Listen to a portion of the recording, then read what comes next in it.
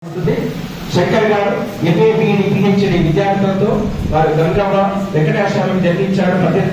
18 July 1978 Kamareddy Palvancha మండలం ఫరీదుపేట లోపల. ప్రస్తుతం తెలుగు శాఖలో అసిస్టెంట్ ప్రొఫెసర్ గా పనిచేస్తున్నారు. ఫరీదుపేట తెలంగాణ బతుకు చిత్రం, గులే, అర్థం, గురుకుల జ్యోతి, క్యాలి, సమైక్యవాదులు, 111 అబద్ధాలు, అపోహలు, అసలు నిజా, మంజీరా, నిజామాబాద్ జిల్లా సాహిత్యం దానిపైన పరిశోధన చేసేందుకు వారికి పిహెచ్డి రావడం జరిగిన సమగ్ర పరిశీలనని భాస్వతి అరవింద తత్వదర్శనం, కొత్తతో నడుస్తున్న తొమ్మపంటి కవిత్వ రచన తీసుకొచ్చారు. కామారెడ్డి జిల్లా సాహిత్య చరిత్ర 2019 లోపల అకాడమీ పక్షాన్ని తీసుకొచ్చారు. ఆ తర్వాత పరిషత్తు కోసము కామారెడ్డి జిల్లా సమగ్ర స్వరూపాలలో వారు భాగస్వాములు కావడం జరిగింది.